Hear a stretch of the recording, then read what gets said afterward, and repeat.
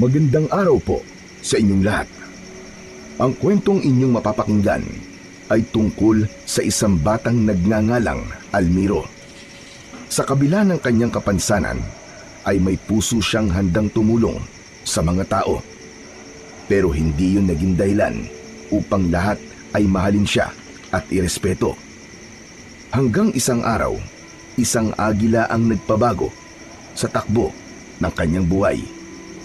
Isang kapangyarihan ang ibinigay ng agila kay Almiro. Ngunit ang kapangyarihan din na yun ang naging dahilan upang dumating ang pinakamalaking panganib sa buhay niya. Ano nga ba ang pipiliin ng batang si Almiro? Ang mamuhay ng tahimik o lumipad sa panganib upang protektahan ang mga tao na dati ay hindi naniniwala sa kanyang kakayahan? Ngunit bago po ang lahat mga idol, huwag po nating kalimutan mag-subscribe at i-hit ang notification bell sa aking YouTube channel na The Voice Addict at Apong Isaac para sa mas marami pang makapigil hiningang kwentong aswang at katatakutan mula sa mundo ng kababalaghan. Umpisahan na po natin ang kwento. Benok naman oh, parang awa mo na. Ibalik mo na sa akin ang saklay ko. Sige na naman. Ibabalik ko lang to kapag nakatayo ka na dyan. Habulin mo na lang ako kung kaya mo, Almiro. Ay, oo nga pala. Hindi ka nga pala makakatakbo kasi pilay ka. Pilay.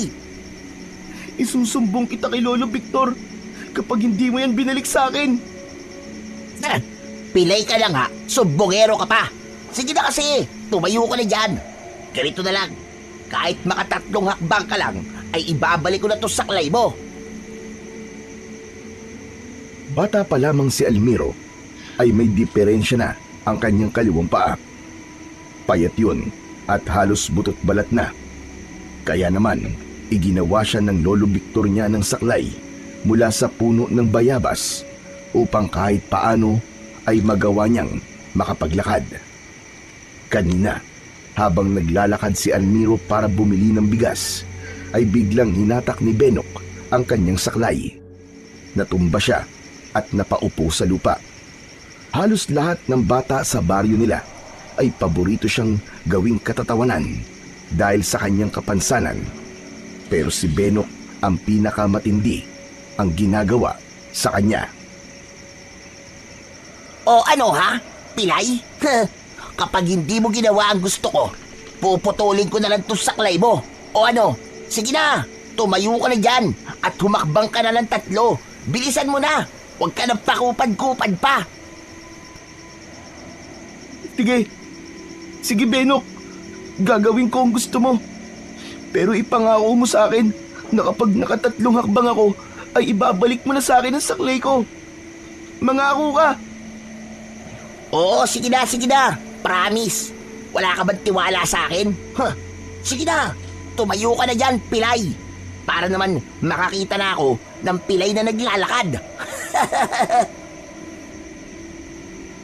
Ang totoo ay walang tiwala si Almiro sa batang si Benok. Hindi na niya mabilang kung ilang beses na siya nitong ginawan ng katatawanan. Ngunit alam niyang wala siyang magagawa kundi ang sundin ang gusto ni Benok para mabawi na niya ang saklay niya at makabili na siya ng bigas. Binagpag ni Almiro ang mga palad. Tumitig siya kay Benok na hawak pa rin ang saklay niya.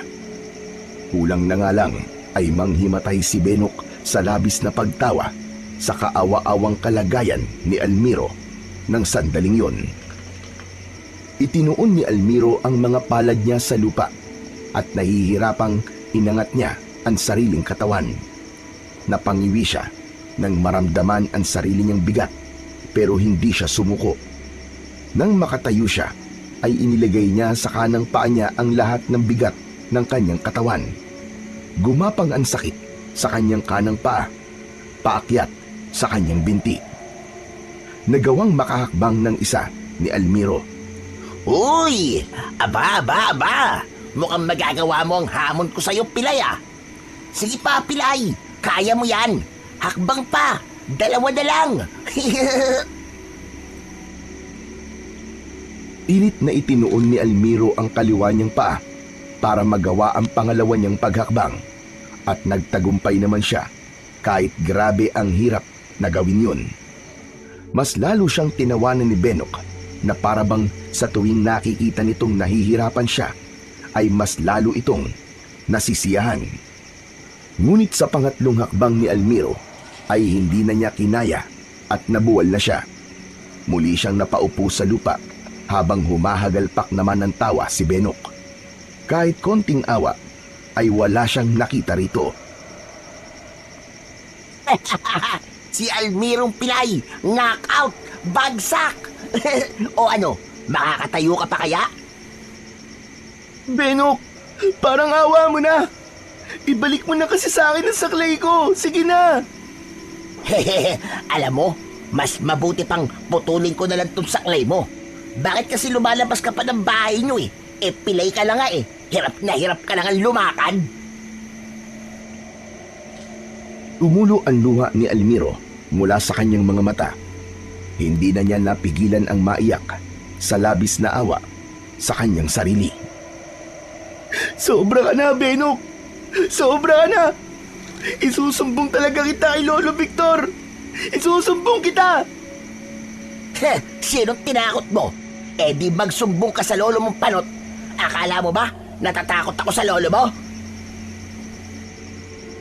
Biglang nanlaki ang mga mata ni Almiro nang makita niya ang kanyang Lolo Victor na palapit sa likod ni Benok.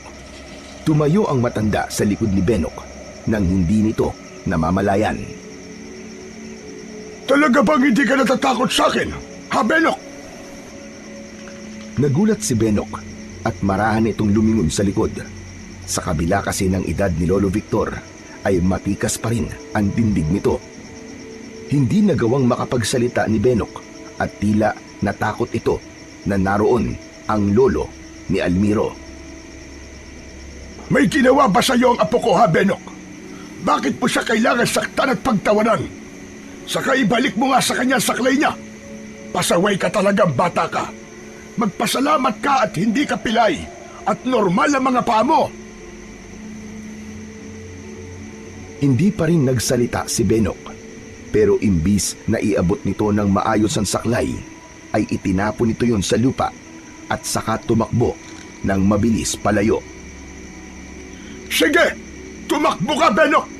Pero sa susunod na saktan o paglaruan mo pa ang apo ko, ay pipilayan na rin kita! Damotres to batang ito! Napakasalbahe!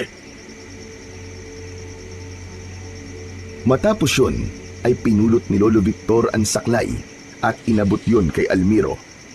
Tinulungan siya nitong tumayo habang pinupunasan niya ang luha niya gamit ang kanyang braso. Ano, apo? Ayos ka lang ba? Hindi ka ba nasugatan? Hindi naman po, Lolo Victor. Okay lang po ako. Nako, mabuti na lang pala at sumunod ako sa'yo. Kasi kanina ka pang hindi bumabalik. Sabi ko na nga ba, ay may nangyayari ng hindi maganda sa'yo. Salamat po, Lolo Victor, at dumating po kayo. Pero hindi pa po ako nakakabili ng bigas eh. Sige na, huwag mong alalahanin yon. Sasamahan na lang kita sa tindahan. Tara na, para makauwi na tayo at makakain na tayo ng pananghalian. Tinapik si Almiro ni Lolo Victor sa balikat at magkasabay na silang naglakad papunta sa tindahan. Habang naglalakad, ay muli naman siyang kinausap ni Lolo Victor. Ano bang nangyari? At kinuha ni Benok ang saklay mo, apo? Wala naman po akong ginagawa sa kanya, Lolo Victor. Naglalakad lang po ako papunta sa tindahan eh. Tapos, bigla po siyang dumating. Hinarang po ako. Inagaw niya po ang saklay ko. Tapos, gusto po niya akong tumayo at tumakbang po ng 3 bago daw niya po ibabalik ang saklay ko. Pambihira. Grabe talagang Benok na yun. Nakakapanggigil. Parang hindi natuturuan ng tamang asal. Pero Lo, dapat po siguro, hindi niyo na po siya pinagbantaan kanina eh. Baka po kasi magsumbong po yun sa nanay niya. Kilala niyo naman po si Aling Elinita, di ba?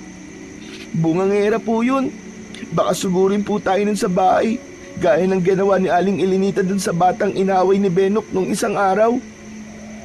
Aba, mas mabuti nga kung sumugod si Elenita sa bahay para mapangaralan ko rin kung paano turuan ng magandang pag-uugali ang bastos niyang anak. Pero maganda yung ginawa mo kanina, Apo. Hindi ka lumaban. Dahil kung pinatulan mo pa si Benok, ay mas lalo lamang siyang matutuwa. Ang mga tulad kasi ni Benok, mas ginaganahan ng mga yan kapag nakikita nilang apektado ka sa ginagawa nila. Lolo naman eh, paano naman po ako lalaban sa kanya? Pilay po ako, Lolo Victor. Wala naman talaga akong kakayahan na lumaban sa kahit na po sino eh.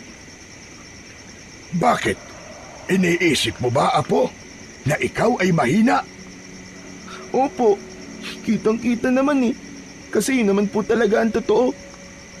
Ayoko pong paniwalaan na malakas ako. Kasi hindi naman po totoo na malakas ako. Kasi nga pilay po ako eh. Apo, hindi sa katawan na susukat ang lakas ng isang tao. Alam mo ba kung saan? Dito, sa puso, sa kung ano ang nasa loob mo.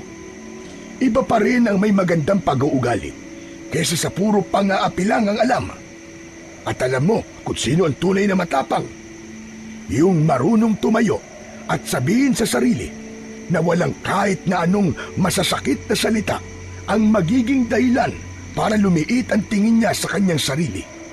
Dahil alam niya ang halaga niya bilang isang tao. Napangiti si Almiro sa sinabing yun ni Lolo Victor. Pakiramdam niya ay siya ang pinakamaswerteng bata sa buong baryo nila dahil meron siyang lolo na mapagmahal at alam ang dapat sabihin sa tuwing pinanghihinaan siya ng loob. Matapos makapagluto ni Lolo Victor ng ulam nila na pritong galunggong at ginisang kangkong, ay kumain na sila. Tahimik lang si Almiro habang kumakain at iniisip niya ang nangyari kanina. Muli niyang naramdaman ang pagiging mahina niya dahil wala man lang siyang nagawa para ipagtanggol ang kanyang sarili mula kay Benok. Lolo, hindi na po pala muna ako papasok sa susunod na pasukan sa school. Aba, bakit naman, Apo?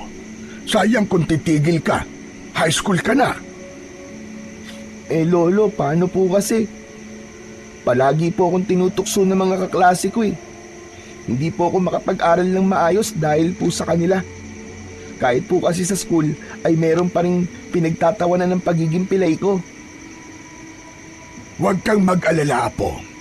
Kakausapin ko ang magiging guro mo sa susunod na pasukan para alam niya ang mga posibleng gawin sa'yo ng mga magiging kaklase mo. Mag-focus ka na lamang sa pag-aaral mo. Huwag mong intindihin ang mga nanlalait sa'yo. Importante na makapagtapos ka ng pag-aaral dahil yan lang ang kayamanan na ipamamana ko sa'yo, Apo. Hindi lang po kasi ang pagiging pilay ko ang tinutukso nila sa akin, Lo. Wala raw po akong nanay tsaka tatay. Lo, ang saya siguro kung buhay pa sila, no? Hindi lang po kayo magtatanggol sa akin. Tumigil sandali si Lolo Victor sa pagkain.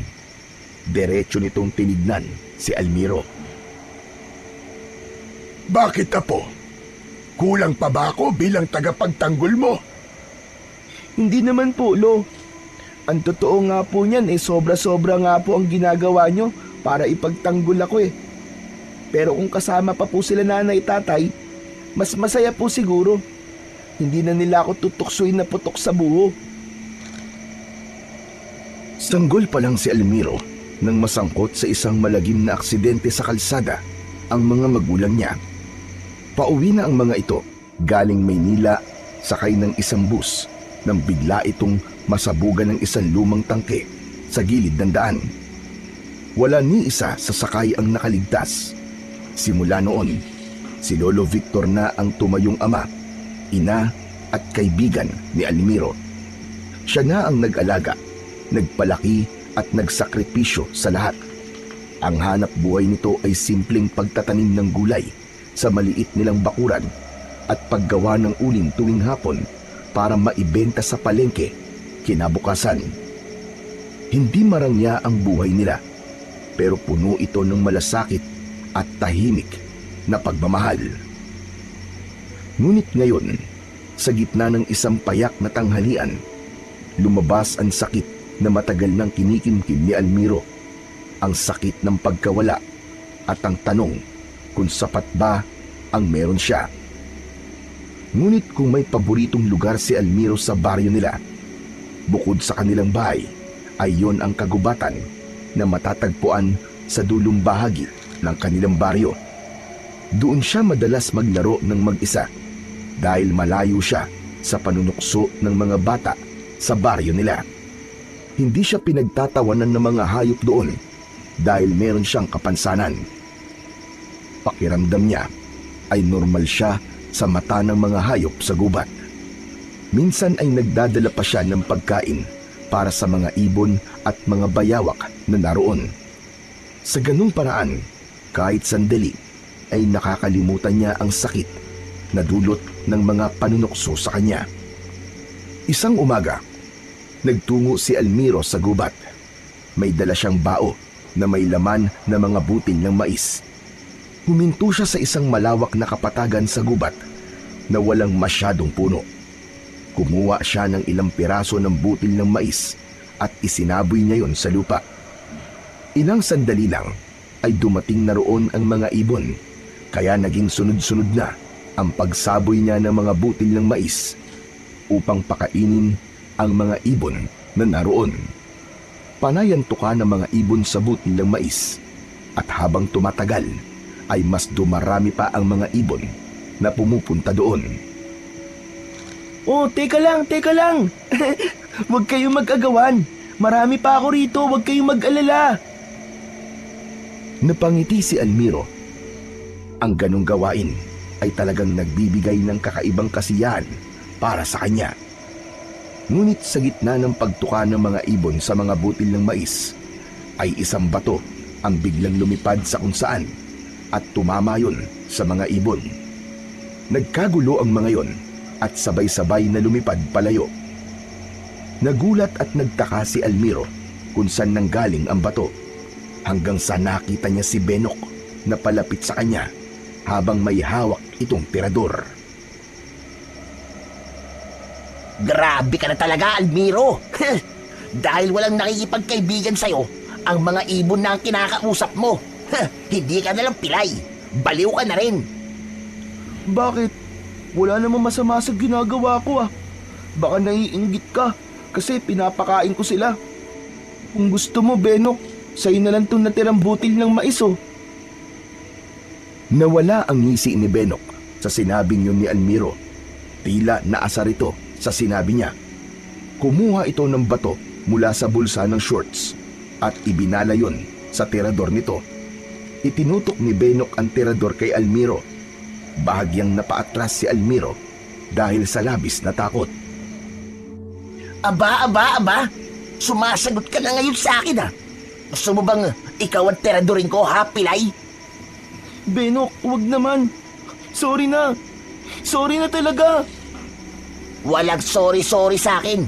Ako ang pinakamatapang na bata sa baryo natin. Tapos sinasagot-sagot mo lang ako ng ganyan? Ang tapang mo ah. Ngayon, tignan natin kung makakasagot ka pa kapag tinirador ko na yung bunganga mo. Benok, sorry na talaga. Hindi na ako ulit. Nabigla lang ako eh. Eh kung sabihin ko kaya sa'yong nabigla rin ako, tapos bigla kitang tiradorin, ha? O ano? Sumagot ka. Benok, wag naman oh. Parang awa mo na. Hindi ka ba naaawa sa akin? Bakit naman ako maaawa sa'yo, ha? Alam mo kung anong nararamdaman ko sa'yo, ha, Almiro? Inis, galit. Ano kaya kung tiradorin ko na lang kaya ang mata mo? para hindi ka nalang pilay, kundi bulag ka na rin. Napakagat sa labi si Almiro at halos hindi na siya makahinga. Nangingilid na ang kanyang luha, ngunit sinubukan pa rin niyang magsalita at makiusap kay Benok. Sa itsura kasi ni Benok ay parang seryoso ito sa mga sinasabi nito. Wag! Wag, Benok! Maawa ka na sa akin! Hindi na ulit ako sasagot sa'yo sa susunod! Parang awa mo na, wag mo akong tiradurin sa mata! Bago pa man matirador ni Benok si Almiro, ay isang malakas na pagaspas ng pakpak ang kanilang narinig. Isang malaking agila ang biglang sumugod kay Benok.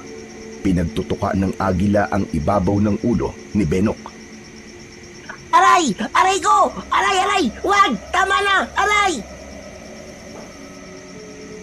Mabilis na lumipad pataas ang agila matapos atakihin si Benok. Nagpaikot-ikot ito sa itaas. Mas lalong nagalit si Benok, ngunit sa pagkakataon na yon ay nalipat na sa agila ang galit at inis nito. Sira ulo kang agila ka! Hindi mo kilala ang binabangga mo! Yari ka ngayon sa akin! Nang makita ni Almiro na titiradurin ni Benok ang agila, ay naisipan niyang pigilan ito. Ngunit hindi niya na yon tinuloy dahil alam niya na mas lalo itong magagalit sa kanya. Tuluyan na ngang tinirador ni Benok ang agila. Tumama ang bato sa pakpak ng agila at bumulusok yun paibaba at bumagsak sa mapunong bahagi ng kagubatan. Napamulagat si Almiro habang sinusundan ng tingin ang pagbagsak ng agila. O ano? Kita mo yon? Asintado ko! Kahit agila, tinatamaan ko! Benok, pero hindi mo na dapat ginawa yun. Pinoprotektahan ng gobyerno natin ang mga ganong klase ng ibon. Wala akong pakialam. Protekta. Magpasalamat ka dahil papalampasin muna kita ngayon. Pero sa susunod, tignan natin kung makakaligtas ka pa sa tirador ko. Diyan ka na, pilay! Matapos yun, ay naglakad na palayo si Benok at hindi man lang ito nagkaroon ng pag-aalala sa agila na tinirador nito. Nang tuluyang makalayo si Benok, ay naiwan si Almiro sa gitna ng tahimik na gubat. Huminga siya ng malalim at kahit paano ay nabawasan ang kaba niya dahil umalis na ang salbahing si Benok. Ngunit agad na pumasok sa isip niya ang agilang tinirador ni Benok at bumagsak sa hindi kalayo ang bahagi ng gubat. Hindi siya napalagay. Alam niyang kailangan niya yung hanapin upang makasiguro na maayos ang kalagayan nito. Walang pagdadalawang isip na naglakad si Almiro sa direksyon kung saan bumagsak ang agila. Pagdating doon ay inumpisahan niyang hanapin ang nasabing agila. Nahirapan siyang hanapin ang eksaktong lugar kung nasan ang agilang bumagsak, pero hindi siya tumigil. Hanggang sa mapansin niya ang bakas ng dugo sa mga tuyong dahon sa lupa. Sinundan niya yon at dinala siya sa likod ng isang malaking bato. Doon na nga nakita ni Almiro ang agila. Nakaawang ang tuka nito habang dumudugo ang kaliwang pakpak. Maingat na lumapit si Almiro sa kawawang agila. Lumuhod siya sa tabi nito habang nakahawak siya sa kanyang saklay at naaawa itong tinignan. Malakas na humuni ang agila nang makita siya. Relax ka lang, agila. Relax ka lang. Hindi kita sasaktan. Huwag kang matakot sa akin. Mabait ako. Kaibigang agila, salamat pala. Alam ko, niligtas mo ako kanina eh. Kung hindi ka dumating, baka natirador na ako ni Benok sa mata. Tinignan ni Almiro ng maigi ang pakpak ng agila. Sa tingin niya ay hindi maganda ang tama nito, kaya hindi na nito kayang lumipad pa. Isang malalim na buntong hininga ang pinakawalan ng bata. Naku, kawawa ka naman. Dalawa na pala tayong pilay ngayon. Ako sa paa, ikaw naman sa pakpak mo. Pero wag kang mag-alala, kaibigang Agila. Tutulungan kitang mapagaling ang pakpak mo para makalipad ka na ulit. Marahang kinuha ni Almiro ang agila at iningatan niya na wag masagi ang pakpak nitong may sugat. May kabigatan ito, ngunit pilit pa rin niya yung binuhat nang may kasamang pag-iingat. Tumayo na siya at nagsimula na siyang maglakad palabas ng gubat habang dala ang sugatang agila. Habang palapit si Almiro sa kanilang kubo, ay mas naramdaman niya ang bigat ng agila sa kanyang bisig. Nang marating na niya ang kanilang bakuran, ay agad siyang sinalubong ni Lolo Victor na noon ay abalang nagsisibak ng kahoy sa gilid ng kanilang kubo. Almiro! Ano yan? Bakit may dala kang agila? Hindi dapat tinuhuli ang ganyang mga klaseng ibon. Pwede kang makulong dahil sa ginawa mong yan. Hindi ko po ito inuli, Lolo. Tinirador po kasi ni Benok ang agilang to. Kawawa naman po. Tinamaan po siya sa pakpak. Kaya naisipan ko pong dalhin po siya rito para magpagaling. Baka kasi kung iwanan ko po siya sa gubat, ay baka kainin po siya rin ng mababangis na hayop eh. Lolo, kawawa naman po siya. Tulungan po natin. Ay, nako apo. Delikado na nagdadala ka ng hayop dito sa bahay na mula sa gubat. Baka kung anong sakit ang dala niyan. O kaya baka saktan ka lang niyan. Alam ko naman po na delikado po, Lolo. Pero hindi naman po siya nananakit eh. Parang alam niya po kung sino ang dapat niyang protektahan. Kasi nung titirador rin po sana ako ni Benok, ay sinugod niya po si Benok para pong pinagtanggol ako. Tignan niyo po oh. Hinayaan lang niya akong buhatin siya. Sandaling natahimik si Lolo Victor. Tinignan nito ang sugatang agila. Gusto ko lang po siyang gamutin, Lolo. Kasi kung hindi po dahil sa kanya, baka nasaktan na po ako ng tuluyan ni Benok. Paraan ko na rin po to para pasalamatan po siya at ibalik po ang utang na loob ko sa kanya. Ay nako, bata ka. Sige na nga. Pero kapag magaling na siya, ay kailangan na natin siyang pakawalan ha. Baka makita pa yan ni Kapitan dito sa atin. Sigurado ko na sasabihin nun sa mga kinauukulan na may inaalagaan tayong agila dito. Labis ang kasiyahan ni Almiro sa sinabi ng kanyang Lolo Victor.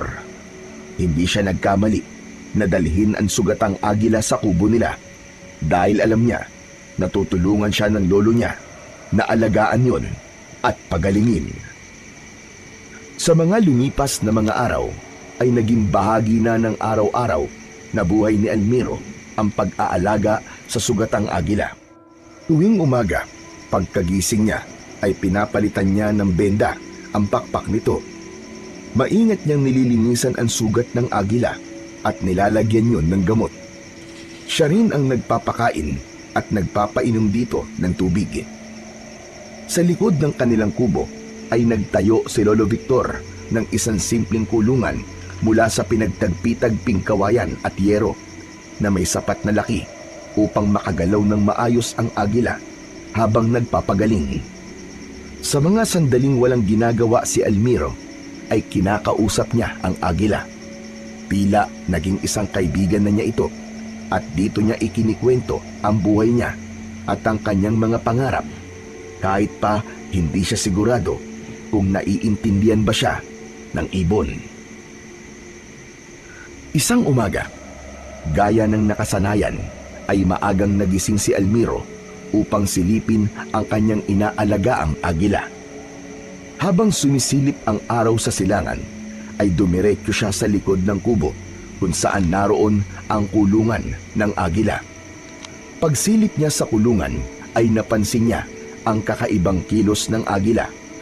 Palakad-lakad ito at tila nais nitong ibuka ang mga pakpak nito, ngunit hindi nito magawa dahil sa limitadong espasyo ng kulungan. Kaibigang agila, bakit di ka mapalagay? Gusto mo bang lumabas? Teka, sandali. Bubuksan ko lang ang kulungan mo, ha? Binuksan nga ni Almiro ang kulungan at agad namang lumabas ang agila. Tumayo ito sa harapan niya at ibinuka nito ang napakalaki nitong mga pakpak.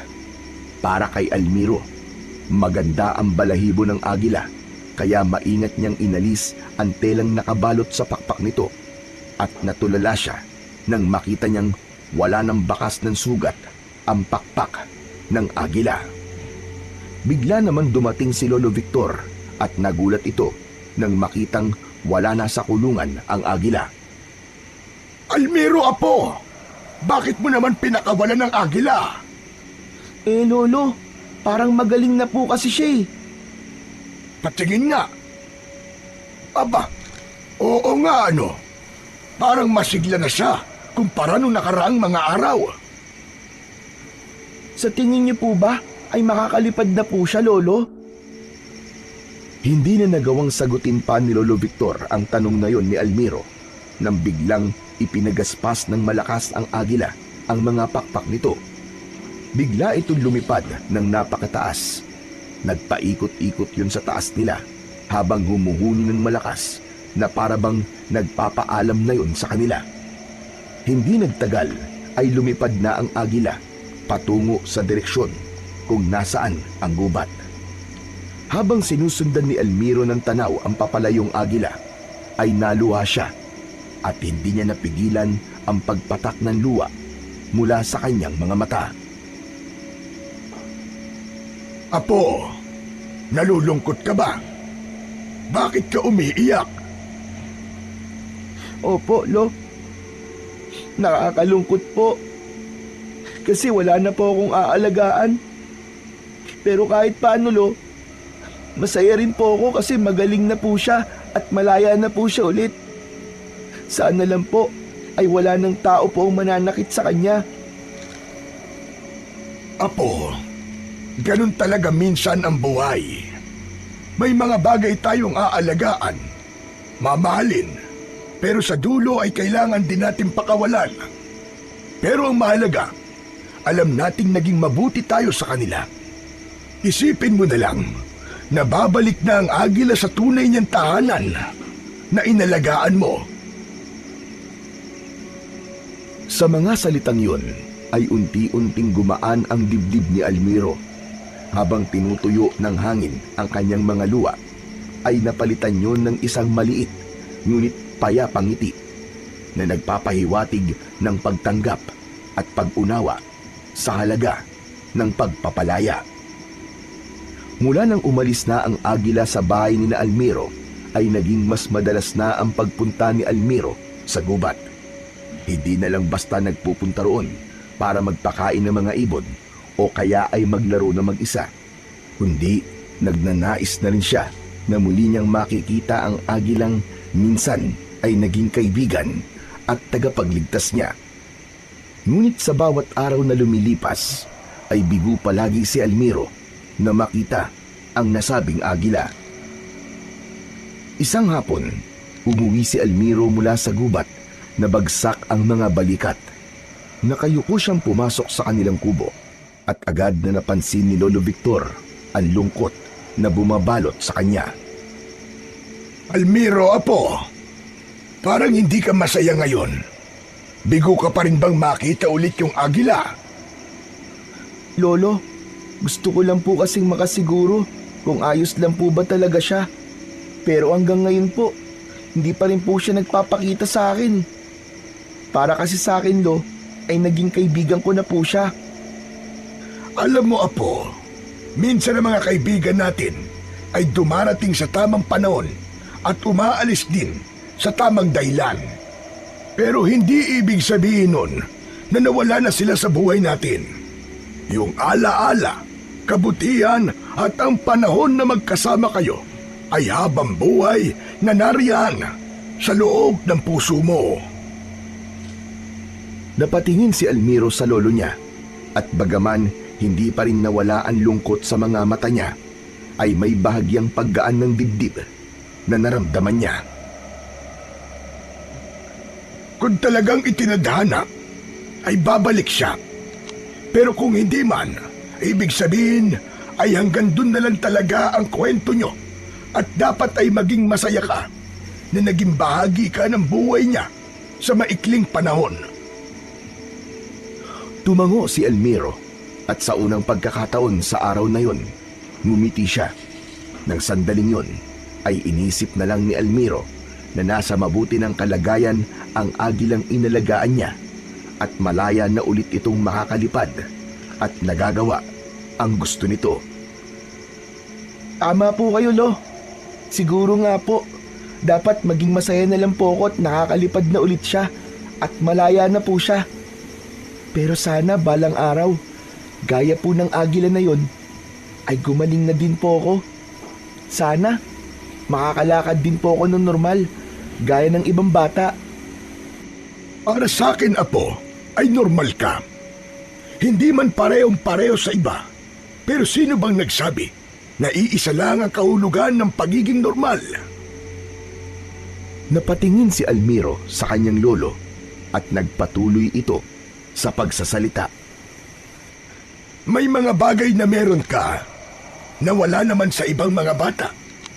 May malasakit ka, hindi lang sa kapwa mo, kundi sa mga hayop din, Apo. Hindi lahat ng bata ay may pusong kagaya ng sayo. Yan ang pakatatandaan mo. Lolo, sa tingin niyo po ba ay makakalakad pa po ako nang hindi na po kailangan ng saklay? Ayokong paasahin ka, Apo. Sa ngayon ay hindi pa talaga. Pero malay natin, hindi ba? Hindi natin alam kung ano ang plano ng Diyos sa'yo. Pero ang alam ko lang, ang mga batang kagaya mo na mababait at may pagmamahal sa kapwa at mga hayop ay may nakahandang magandang plano mula sa ating Panginoon. Natahimik si Elmiro at sa kabila ng maliit na tingin niya sa kanyang sarili ay may pag-asa siyang nakita sa mga sinabi sa kanya ni Lolo Victor. Napagtanto niyang tama ito at ang kailangan lang niyang gawin ay magtiwala sa kung ano ang plano ng Diyos para sa kanya. Isang umaga, matapos mag-almusal, ay nagtungo si Elmiro sa gubat na may dalang bao na may lamang butil ng mga mais. Nagpunta siya sa lugar kung saan madalas siyang makakita ng mga ibon. Tila alam na rin ng mga ibon na sa ganong oras ay naroon siya para magpakain sa mga ito. Nang makarating si Elmiro sa lugar na yon, ay agad niyang sinimulan ang paghagis ng mga butil ng mais sa lupa.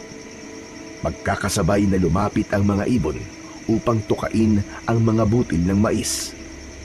Masayang pinanood ni Elmiro ang mga ibon na nag-aagawan sa pagkain.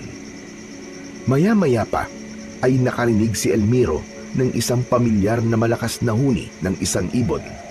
At sa pagtingala niya ay nagulat siya ng isang agila ang makita niyang lumilipad. Pakiramdam niya ay tumalon ang puso niya palabas nang mapagtanto niya na yon ang agilang inalagaan nila ni Lolo Victor.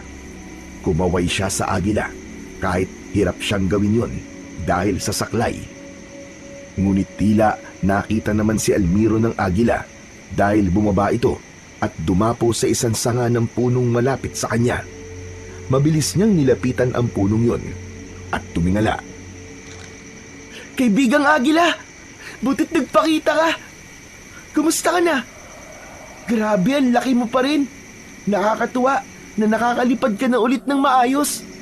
Alam mo ba na palagi ako nagpupunta rito sa gubat kasi gusto talaga kitang makita eh.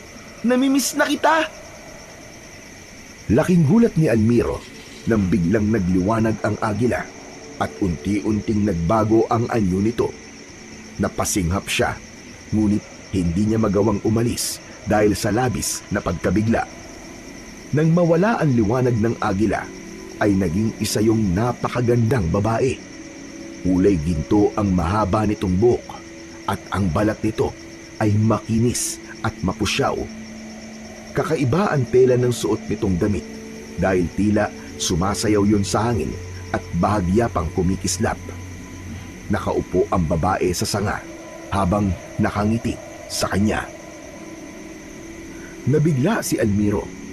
Bago pa niya maproseso ang lahat, ay tumalon ang babae mula sa sanga.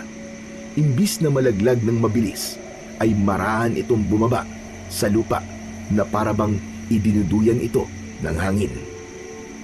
Nyay! Maligno! May maligno! Nabitiwan ni Almiro ang baon ng mais at mabilis siyang umatras palayo sa babae. Hindi niya magawang alisin ang tingin niya sa babae dahil parang may kung anong enerhiya ang pumipigil sa kanya, kaya hindi niya magawang umalis sa kanyang kinatatayuan. Huwag kang matakot, Almiro. Hindi ako naparito para saktan ka. Ha? Bakit?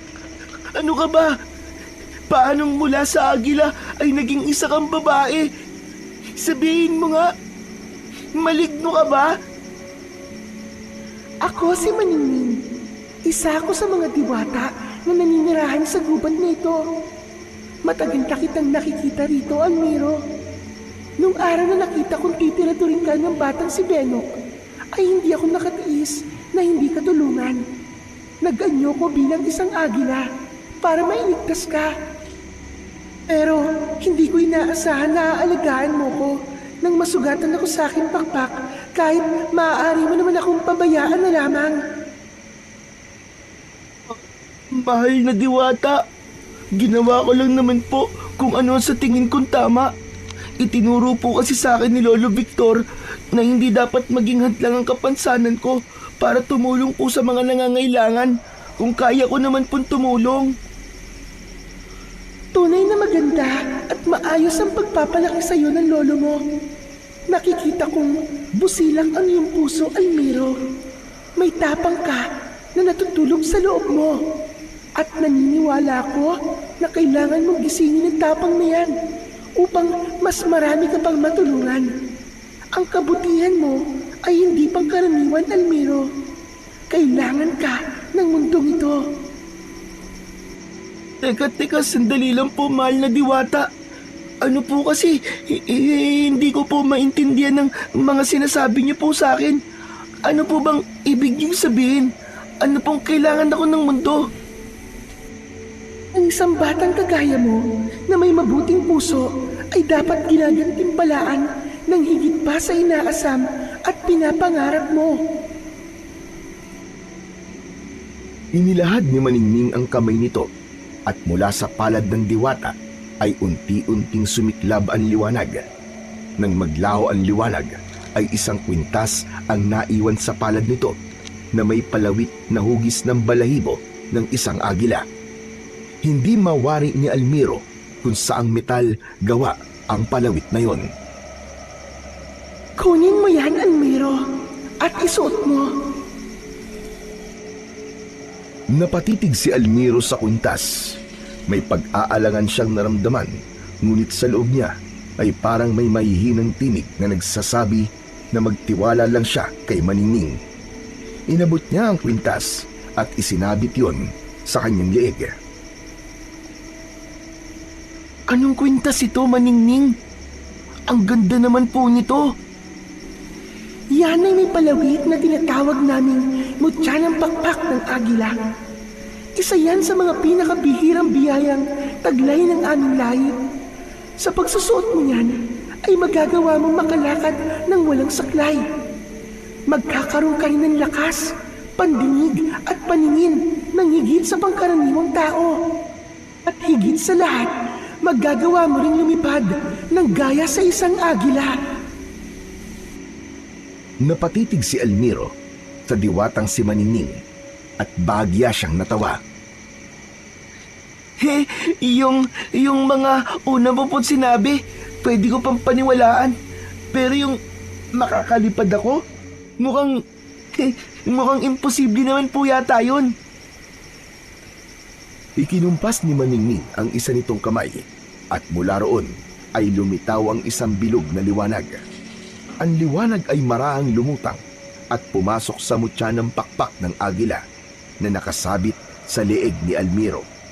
Kasunod nun ay parang may mainit na agos ng hangin na dumaloy sa katawan ni Almiro na nasa kanyang mga paa. Napakunot ang noo ni Almiro. May kakaiba siyang naramdaman sa kaliwang binti niya na parabang may humaplos na malamig na kamay doon.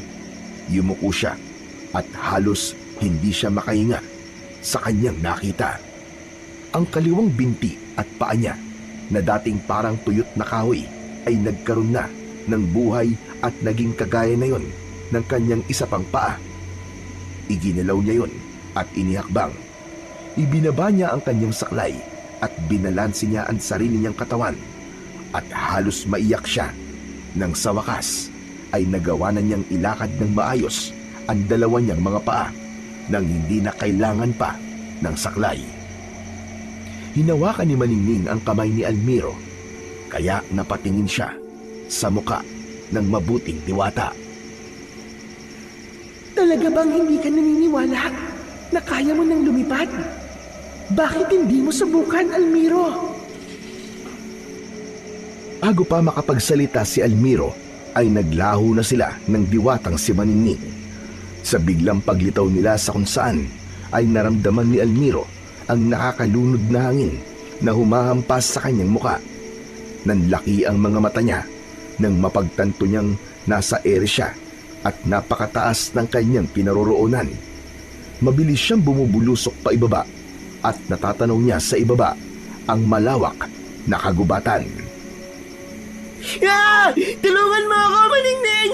Nahuhulog ako! Tulungan mo ako! Mula sa kaliwa ni Almiro ay sumabay sa kanya ang isang malaking agila na alam niyang ang diwatang si Maningning. Huwag kang matakot, Almiro. Isipin mong kaya mong lumipad. Paano? Hindi ko alam. Maniwala ka. Nasa loob mo ang kapangyarihan ng pakpak ng agila. Magtiwala ka lang sa kapangyarihan nito. Mariing pumikit si Almiro at pinilit niyang iwaksi ang takot. Humawak siya sa kwintas na nasa kanyang dibdib at buong puso niyang inisip na kaya niyang lumipad. At bago pa man tuluyang sumayad ang kanyang katawan sa mga sanga ng mga puno, ay naramdaman niya na tila niyakap siya ng hangin at biglang bumagal ang kanyang pagbagsak hanggang sa tuluyan na siyang lumulutang. Dahan-dahan niyang iminulat ang kanyang mga mata. Tinignan niya ang mga kamay at katawan na tila nababalot ng kakaibang enerhiya. Sinalubong siya ng malamig na ihip ng hangin at parabang alam ng katawan niya kung ano ang dapat gawin. Ikinampay ni Almiro ang kanyang mga braso at nagulat siya nang gumalaw ang katawan niya kasabay nito. Umangat siya, umikot, lumipad siya pakanan at pakaliwa. Pakiramdam niya ay isa siyang ibon ng sandaling yun. Masayang tumawa si Almiro habang lumilipad sa impapawid. Ang kanyang luha ay napalitan ng ngiti. Buong buhay niya ay pinapanood lang niya ang ibang batang tumatakbo. Ngunit ng sandaling yun ay hindi lang niya kayang tumakbo, kundi kaya niya ring makalipad. Habang patuloy na lumilipad si Almiro sa malawak na impapawid, ay sinasabayan siya ni Maningning na nasa anyong agila. Bawat galaw niya ay sinusundan nito na parabang ginagabayan siya nito habang tinatamasa niya ang bagong kakayahang hindi niya kailanman inisip na posibleng mangyari. Nang magsimulang mapagod si Almiro, ay nagdesisyon na siyang bumaba. Marahan siyang bumaba hanggang sa muling lumapat ang mga paa niya sa lupa. Napangiti siya nang makita ang saklay niya sa lupa at naisip niya na simula sa araw na yon ay mukhang hindi niya na yon kakailanganin. Kasabay niyang bumaba ang agila. Pagkadapo nito sa lupa ay isang liwanag ang bumalot sa katawan nito at mula sa liwanag ay muling lumitaw ang diwatang si Maningning sa anyo ng isang babae. Mahal na diwatang Maningning, sabihin niyo, nananaginip lang po ba ako? Totoo po ba lahat ng to? Talaga bang nakakalipad po ako? Nakalipad ba ako talaga kanina? Hindi pa naginip ang lahat ng ito, Almiro. Nagawa mo ang lahat ng yon dahil sa kapangyarihan ng mutya ng pakpak ng agila. Dahil hindi pa rin makapaniwala si Almiro sa nangyari, ay sinampal-sampal pa niya ang kanyang sarili sa pisngi at kinurot ang kanyang braso. Napangiwi siya sa sakit. Aray! Aray ko! Totoo nga, hindi nga ako nananaginip. Yan ang gantimpala ng mga batang may mabubuting puso, Almiro. Mga batang marunong tumulong kahit alam niya sa kanyang sarili na maging siya ay kailangan din ng tulong. Sana ay magpatuloy ka lang sa pagiging mabait na bata at matulungin. Nangangako po ko, mahal na diwatang maningning. Nagagamitin ko po ang kapangyarihang ito sa kabutihan. Tutulong po ako sa mga nangangailangan, sa mga hayop po at sa mga tao. Hindi ko po ito gagamitin para sa masama at para manlamang ng iba. Ngumiti si Maningning at tumango. Ramdam ni Almiro na nasiyahan ito sa sinabi niya. Pero, mahal na diwatang maningning, tanong lang po, paano ko po kaya sasabihin to kay Lolo Victor at sa mga tao sa baryo namin na nakakalakad na po ko? Kung hindi ka pa handa, Almiro, maaari mong hubarin ng mutya. Kapag wala ito sa iyong leeg, ay babalik sa dati ang kaliwa mong paa. Pero sa tuwing isusuot mo yan, ay magiging normal ka ulit at muling mapapasayo ang lahat ng kapangyarihan ng mutya ng pakpak ng agila. Ibig po bang sabihin, kapag nawala po ang kwintas, ay hindi na po ako makakalakad ng normal? Hindi na rin po ako makakalipad? Tama ka, Almiro. Kaya dapat pangalagaan mo yang mabuti. Huwag mo itong hahayaang mapunta sa kamay ng hindi karapat-dapat. Ang mutya ng pakpak ng agila ay hindi lang basta isang regalo, kundi ito ay may kaakibat din na responsibilidad. Naiintindihan ko po, mahal na diwatang maningning. Pangako po, aalagaan ko po ito. Hindi ko po ito hahayaan na mawala sa akin. Pero kailangan ko na po palang umuwi, mahal na diwata. Panigurado pong hinahanap na po ako ni Lolo Victor eh. Walang problema, Almiro. Mag-iingat ka at huwag mong kakalimutan ang iyong ipinangako. Muling ngumiti ang diwatang si Maningning at kasunod nun ay muli itong binalot ng liwanag. Sa loob lang ng ilang segundo ay naging agila ulit ang diwata. Ikinampay nito ang mga pakpak nito at lumipad na ito pataas. Tinignan ni Almiro ang papalayong agila habang nakatayo pa rin siya. Nang wala na ang agila, ay hinawakan ni Almiro ang mutya ng pakpak ng agila at mataman niyong tinignan. Isang paalala na hindi na siya ang dating Almiro. Sasabihin ko na ba kay Lolo ang tungkol sa mutya? Pero baka magulat siya o kaya isipin niya na ang mutyang to ay galing sa masama. Sa pagkakataon na yon ay naisipan ni Almiro na ilihim na muna sa lolo niya ang lahat. Hinubad niya ang kwintas at naramdaman niya na nawalan ng lakas ang kaliwa niyang binti at paa. Muling tinitigan ni Almiro ang mutya. Dahan-dahan niya itong hinubad mula sa leeg at natumba siya at napaupo sa lupa. Inabot niya ang kanyang saklay at isinilid niya ang mutya ng pakpak ng agila sa kanyang bulsa. Tumayo siya sa tulong ng saklay at naglakad siya palabas ng gubat. Pagdating ni Almiro sa kubo nila ay naamoy na kagad niya ang sabaw ng tinolang manok. Sa maliit na lamesang kawayan ay nakaayos na ang 2 pinggan para sa kanila ng lolo niya. Meron dong kanin at mangkok ng ulam. Nakaupo na si Lolo Victor na parabang hinihintay lang talaga si Almiro. Napalingon ito sa kanya at ngumiti. Umupo si Almiro sa kanyang pwesto at maingat na inilapag ang saklay sa tabi. Ngumiti siya kahit may bahid ng kaba sa kanyang dibdib. Aba, Almiro, Napakatagal mo naman yata sa gubat. Ano bang ginawa mo roon, Apo? Lolo, maganda po nangyari. Nakita ko na po kasi yung agila na inalagaan po natin.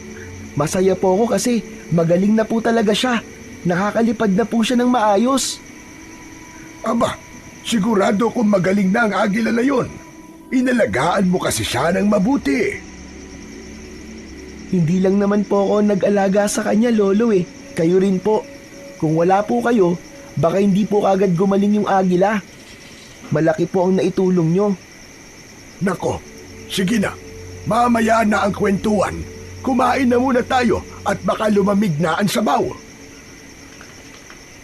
Nang magsimula na silang kumain, ay hindi mapakali si Almiro. Pinagmasdan niya ang kanyang lolo na masayang kumakain at walang kamalay-malay sa kanyang sikreto. Sa bawat subo niya ay lalong bumibigat ang pakiramdam niya. Hindi sanay si Almiro na magsinungaling, lalong hindi siya sanay magtago ng mahalagang bagay sa kanyang lolo. Kaya naman sa isip niya ay humingi siya ng tawad sa lolo niya dahil hindi pa siya handang sabihin dito ang tungkol sa mutya ng pakpak ng agila. Simula noon, sa tuwing nagpupunta si Almiro sa gubat, ay palagi niya nang isinusuot ang mutya ng pakpak ng agila. Sinasamantala niya ang pagkakataon na walang ibang tao ang nakakakita sa kanya at palagi siyang lumilipad kasama ang mga ibon.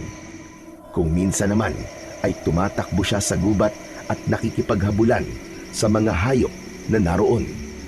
Palaging nag-iingat si Almiro at sinisiguro niya na walang taong makakakita sa kanya.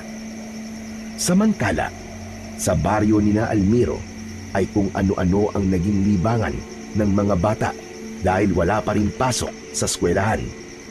Nauso ang panghuhuli ng gagamba at halos lahat ng batang lalaki ay ganun ang ginagawa. Pinaglalaban ng mga ito ang mga gagamba sa isang tingting. Ngunit si Almiro ay hindi nawili sa ganung laro. Mas pinili niyang mag-isang maglaro sa gubat. Isa pa, hindi siya komportable sa ideyang pinaglalaban ang mga hayop para lamang sa pansamantalang kaligayahan. At higit pa roon, mas gusto niya ang tahimik na gubat kung saan kaya niyang gawin ang mga bagay na minsan ay pinangarap lang niya noon. Isang gabi, habang mahimbing na natutulog si Almiro sa tabi ni Lolo Victor, ay bigla siyang nagising na parabang binuhusan siya ng malamig na tubig.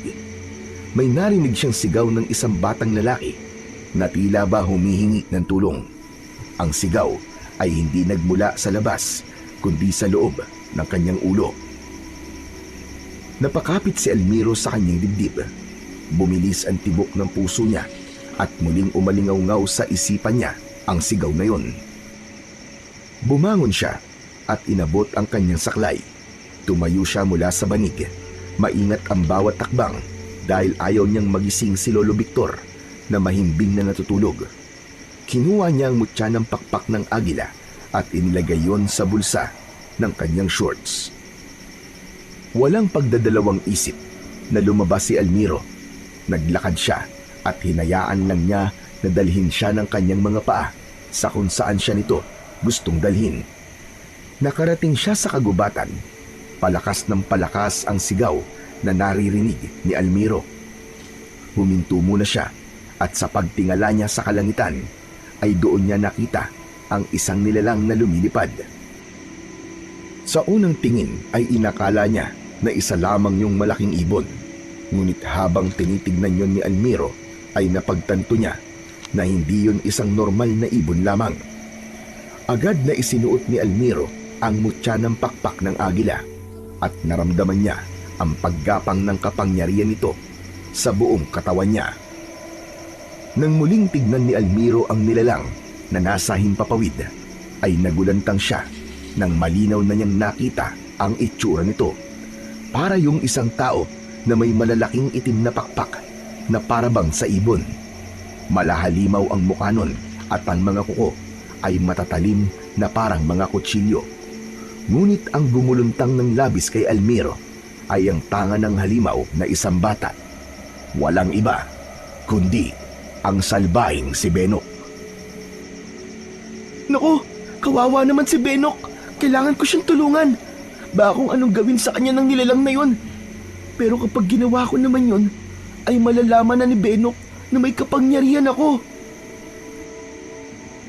Nahulog sa malalim na pag-iisip si Almiro kung dapat ba niyang tulungan si Benok o dapat niyang piliin na protektahan ang kanyang sikreto. Kilala niya kasi si Benok at base sa pagkakakilala niya rito ay malaki ang posibilidad na kahit tulungan niya pa ito ay sasabihin pa rin ito ang matutuklasan nito sa kanya. Patawarin mo ako, Benok, pero hindi ko kayang magtiwala sa iyo. Pasensya na. Sa pagkakataon na yun ay nagdesisyon na si Almiro na pabayaan si Benok. Ngunit nang paalis na siya ay muling umalingaw-ngaw ang sigaw ni Benok. Tulong! Tulungan niyo ako! Ayoko pang mamatay! Iligtas niyo ako sa halimaw na to! Saklolo! Hindi. Hindi ko pwedeng pabayaan si Benok. Kawawa naman siya. Baka mamaya patayin siya ng halimaw na yon. Lumingon si Almiro sa paligid upang maghanap ng kahit na anong bagay na pwede niyang magamit na armas. Ngunit bigo siyang makakita hanggang sa nakita niya ang kanyang saklay at agad niya yung kinuha. Saklay, huwag mo akong bibiguin ha. May kailangan tayong iligtas. Matapos yun ay walang pagdadalawang isip na lumipad si Almiro. Itinulak siya ng hangin paitaas. Sa himpapawid, hinabol niya ang halimaw na may tangan kay Benok. Binilisan niya ang paglipad at iniharang niya ang sarili sa halimaw na nagulat nang makita siya. Maging si Benok ay hindi makapaniwala. Almiro? Hala! Paano kang nakakalipad? Hindi na sumagot si Almiro. Nakasentro lang ang tingin niya sa halimaw. Maigpit niyang hinawakan ng saklay at buong lakas niyang inihampas yun sa muka ng halimaw. Sumigaw ang halimaw na parabang isa itong napakalaking ibon. Nabitiwan ng halimaw si Benok at bumulusok ito paibaba. Hindi na nagsayang pa ng sandali si Almiro at sinundan niya si Benok paibaba at matagumpay niya itong nasalo gamit ang kanyang mga bisig at habang hawak niya pa rin ang kanyang saklay.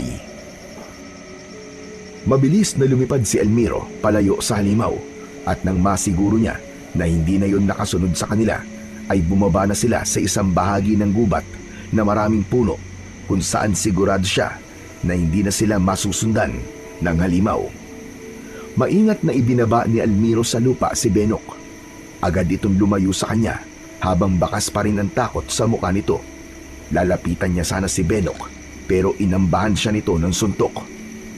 Sige, huwag kang lalapit sa akin. Halimaw ka rin. Gaya ng kumuha sa akin dito sa gubat. Habang naghahanap ako ng gagamba. Huwag kang lalapit sa akin. Halimaw ka. Benok, ano ka ba? Kung halimaw ako, dapat hinayaan ko na lang napatayin ka ng nilalang na yon. Iniligtas na nga kita pero halimaw pa rin ang tingin mo sa akin. Marahang ibinaba ni Benok ang kamao nito. Sa bagay, tama ka naman. Naguguluhan nga lang ako. Paano mo nagawa yun? Lumilipad ka, tapos magaling na rin ang paa mo. Teka, sabihin mo nga sa akin, may kapangyarihang itim ka ba? Inilapag ni Almiro ang kanyang saklay sa lupa. Naisip niya at tinanong niya ang sarili kung dapat ba niyang sabihin ang totoo kay Benok. Alam niya na kung hindi niya sasabihin kay Benok ang sikreto niya, ay kukulitin pa rin siya nito. Naalala mo ba yung agila na tinirador mo noon? Inilagaan ko siya hanggang sa gumaling siya at nakalipad na ulit siya. Pero hindi pala ordinaryong agila yun. Isa siyang diwata, Benok. Ano? Yung agila na yun? Isang diwata? Oo, tama ka, Benok. Siyang nagbigay sa akin ng mutya. Ang mutya ng pakpak ng agila na suot ko ngayon sa akin leeg. Kapag suot ko to, nawawala ang pagiging pilay ko at nakakalipad ako gaya ng isang agila. Wow! Grabe! Ang astig naman pala ng mutya na yan. Para kang superhero. Benok, may hiling lang sana ako sa'yo. Gusto ko sanang hilingin sa'yo na huwag mong sabihin sa ibang tao ito. Pero kilala kita, Benok eh. Sigurado akong ipagsasabi mo kaagad to sa mga tao na nakakalipad ako para mas lalong magiging iba ang tingin nila sa akin. Matapos yun, ay tinalikuran na ni Almiro si Benok. Nagsimula na siyang maglakad palayo, pero bigla siyang hinabol ni Benok at hinawakan siya nito sa braso. Napalingon siya at umiling si Benok.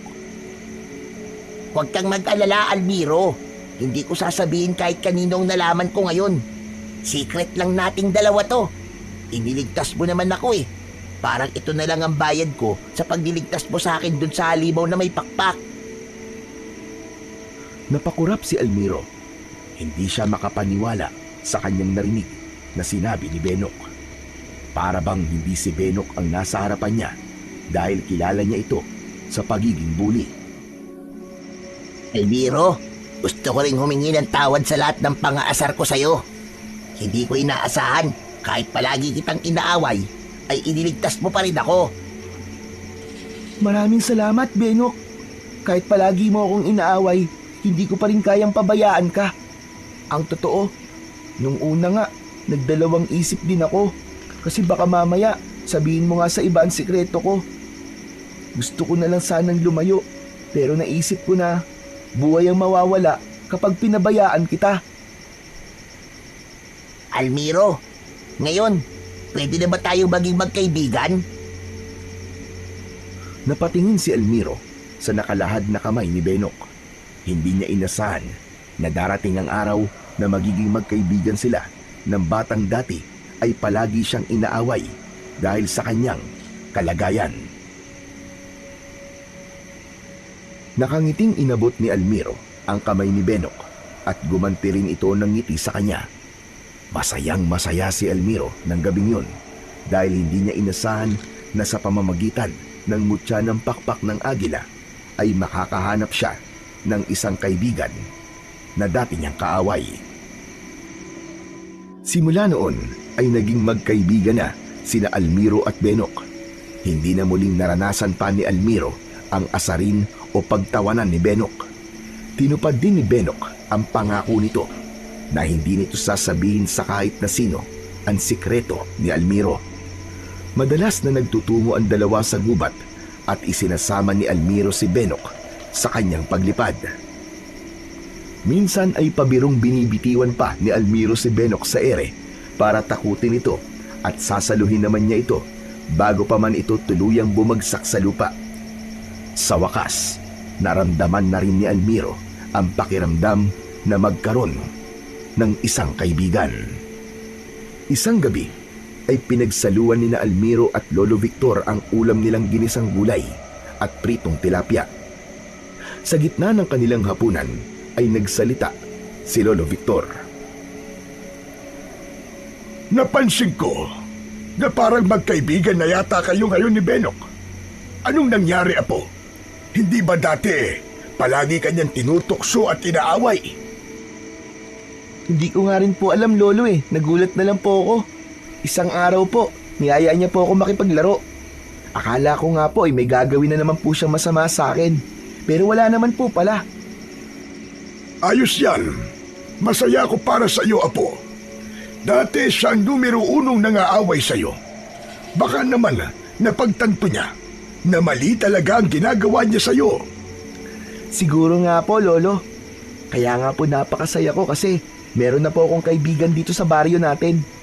Minsan nga po, ipinagtatanggol pa po ako ni Benok sa mga nanunukso sa akin na pilay. Tumango si Lolo Victor at sumandok muli ng gulay. Pero Apo, mag-iingat ka pa rin ha. Lalo na tuwing gabi. May gumagalang mandurugo daw dito sa baryo natin. May mga tao nang nawawala at hanggang ngayon ay hindi pa rin natatagpuan. Ano po, Lolo? Mandurugo? Ano po yun? Mandurugo. Isa yung uri ng aswang. Kilala ang mandurugo sa kakayahan nitong magpalit ng anyo. Sa araw, mukha siyang magandang dalaga. Pero sa gabi, ay nagiging isa siyang mabangis na nilalang na parang malaking ibon na may mukha pa rin ng magandang babae. Ang sabi ng iba ay may dugon diwata raw ang mga mandurugo, kaya iba sila sa karaniwang aswang.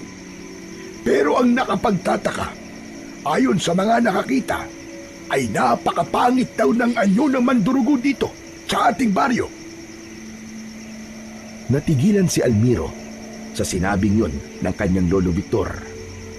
Biglang bumalik sa alaala niya ang nilalang na tumangay kay Benok, ang matutulis nitong mga kuko, ang itim na pakpak na parabang sa dambuhalang ibon, at ang mukha nitong malahalimaw. Napagtanto ni Almiro na yun ang mandurugong tinutukoy ng kanyang lolo. Isang umaga, nasa gubat sina Almiro at Benok. Kakatapos lang nilang maglaro at naisipan nilang magpahinga sa ilalim ng isang mayabong na puno. Pareha silang kumakain ng kainito na kinuha nila kanina sa isang puno sa hindi kalayuan. Almiro, alam mo ba yung tungkol sa mandurugo na umaatake sa baryo natin? Oo, Benok. Nabanggit na sa akin ni Lolo nung isang araw. Ang sabi ng kapitbahay natin ay may tatagpuan daw na dugo ang damit malapit sa tabing ilog kahapon. Baka raw biktima na naman ng mandurugo yun. Saka may narinig din akong kwento na may isa raw dalaga na muntik ng madagit ng mandurugo. Mabuti na lang daw at tinulungan siya ng mga tanod. Grabe na talaga. Nakakatakot na talagang lumabas tuwing gabi, lalo na't hindi natin alam kung kailan sasalakay yung mandurugo na yun. Yun din yung tumangay sa'yo nung niligtas kita, di ba, Benok? Oo, tama ka. Kung hindi mo ako naligtas, baka kwento na lang talaga ako ngayon. Hehe. Napatingin si Almiro sa malayo at naisip niya na sa mga tao sa baryo nila ay maaaring siya lamang ang may kakayahan na lumaban sa mandurugo. Pero naisip niya na bata pa rin siya. Kahit pa nagmamay-ari siya ng isang makapangyarihang mutya, baka hindi pa rin niya kayanin ang mandurugo at baka kapag hinarap niya ito ay siya naman ang mapahamak. Araw-araw na nababahala si Almiro dahil sa mandurugo, pakiramdam niya ay may kailangan talaga siyang gawin upang matigil na ang pagpatay nito sa mga tao sa baryo nila. Mas lalo pa siyang kinabahan nang mas dumami na ang mga namatay na ang hinala ng mga tao ay mandurugo ang may kagagawan. Isang hapon, nagpasya si Almiro na magtungo sa gubat nang siya lamang mag-isa. Naisip niyang kausapin si Maningning dahil baka matulungan siya nito. Pagdating sa gitna ng gubat, ay agad na hinanap ni Almiro ang diwata. Mahal na diwatang Maningning! Mahal na diwatang Maningning! Nasaan ka? Magpakita ka sa akin! Kailangan kitang makausap! Parang awa mo na! Magpakita ka sa akin! Mahal na diwatang Maningning! Ilang beses na tinawag ni Almiro si Maningning, ngunit tanging ang huni ng mga ibon lang sa paligid ang sumagot sa kanya. Pero hindi siya sumuko. Kahit masakit na ang lalamunan niya sa pagsigaw, ay hindi siya huminto. Hanggang sa isang agila ang dumating at dumapo sa isang matibay na sanga ng puno sa kanyang harapan. Sa isang kisap mata ay naging si Maningning ang agila habang nakaupo ito sa sanga. Almiro, ano ang iyong kailangan? Bakit mo ko hinahanap? Mahal na diwatang Maningning, buti dumating ka na. May mandurugo sa baryo namin at marami na siyang napapatay ng mga tao. Ang sabi sa akin ni Lolo ay may lahing diwata raw ang mga mandurugo. Naisip ko na baka may alam ka tungkol sa mandurugo na yon dahil isa ka ring diwata. Ikinalulungkot kong marinig ang nangyayaring dilubyo na yon sa inyong baryo. At oo, Almiro, kilala ko ang mandurugong yon. Ang pangalan niya ay Adora. Mahal na diwatang Maningning, kung kilala mo siya, baka pwede mo naman siyang kausapin, oh. Sabihin mo sa kanya na tumigil na siya. Marami na siyang nasasaktan at marami na rin na nauulilang pamilya dahil sa kanya. Sana nga ay ganun kadali lang gawin ang sinasabi mo, Almiro. Si Adora ay dating mabuting mandurugo. Kaibigan siya ng mga diwata dahil sa kabutihan niya noon ay ipinagkaloob sa kanya ng aming reyna ang mutya ng pakpak ng agila. Nanlaki ang mga mata ni Almiro. Hindi siya makapaniwala sa kanyang narinig. Kung ganun, siya pala ang unang nagmamay-ari ng mutya. Tama ka, Almiro. Ngunit binigo niya kaming mga diwata. Dahil mas lumakas siya, ay ginamit niya ang kanyang kapangyarihan upang malakit ng mga tao. Naging gahaman siya sa kanyang kapangyarihan dahil sa mutya. Simula siyang pumatay ng mga tao at dahil doon, binawi namin sa kanyang mutya at kasama na ron ang kanyang kagandahan. Nawala ang kanyang maamong muka at napalitan yon ng mukha ng isang nakakatakot na halimaw. Kaya kung mapapansin ng marami ay hindi maganda si Adora gaya ng isang aswang na mandurugo. Simula noon ay pinagkatiwala na sa akin ng mga diwata ang mutya ng pakpak ng agila upang hanapin ang susunod na karapat-dapat na mag-iingat nito. At ikaw na nga ang napili ko, Almiro. Napako ang tingin ni Almiro sa mutyang nakasabit sa kanyang leeg. Bahagya siyang natigilan at pinag-isipan ang mga sinabi ng diwata. Kaya mo ba'y binigay sa akin ng mutya ng pakpak ng agila ay dahil alam mong sasalakay si Adora sa baryo namin? At gusto mong ako lumaban sa kanya? Tama ba ako, mahal na diwatang maningning? Hindi, Almiro. Hindi ko ibinigay sa iyong mutya ng pakpak ng agila para lumaban ka sa kanya. Ipinagkatiwala ko to sa iyo dahil nakita ko sa puso mo ang kabutihang matagal ko nang hindi nasilayan sa mundong ito. Gusto ko maranasan mo mabuhay ng normal, gaya ng ibang bata. Pero, mahal na diwata, bakit sa baryo namin siya umatake?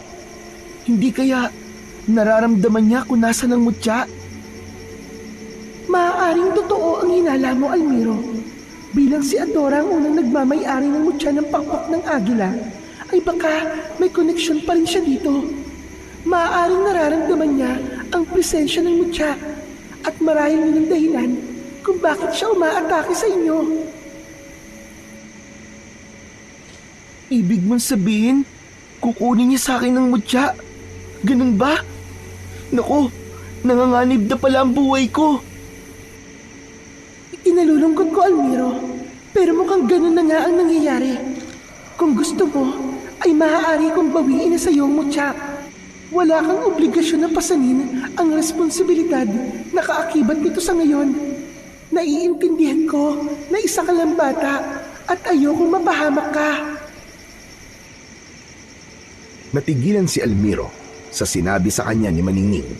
Naisip niya na kung sakaling mawawala ang mutya sa kanya, ay hindi nun masisiguro na hihinto na ang mandurugo sa pagsalakay sa baryo nila.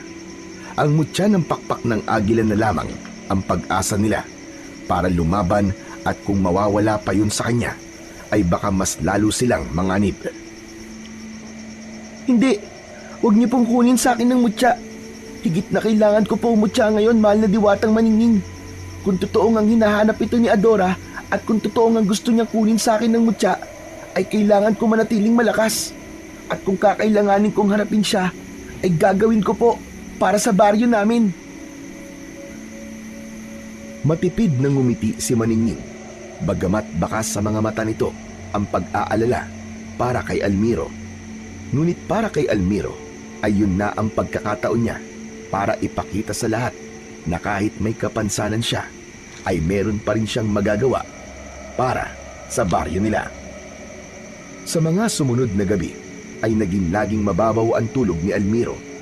Inaabangan niya kasi ang muling pag-atake ng mandurugo at nangako siya sa sarili na kung sakaling sasalakay muli ang mandurugo ay haharapin niya ito.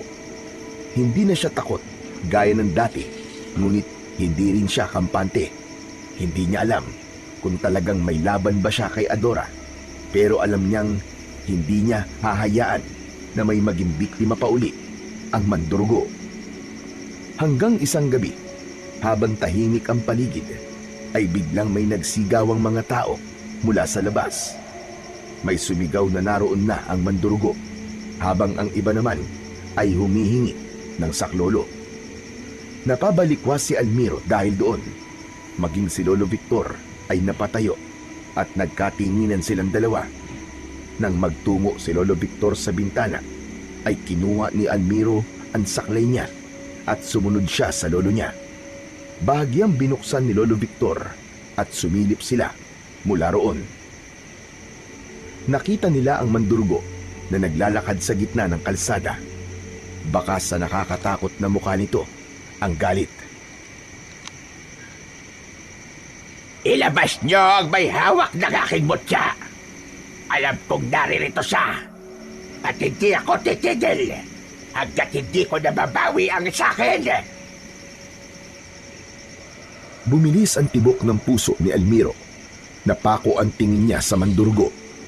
Lumayo siya sa bintana at mabilis niyang kinuha sa kusina ang isang itak na ginagamit ni Lolo Victor sa pagputol ng mga panggatong nila na kahoy.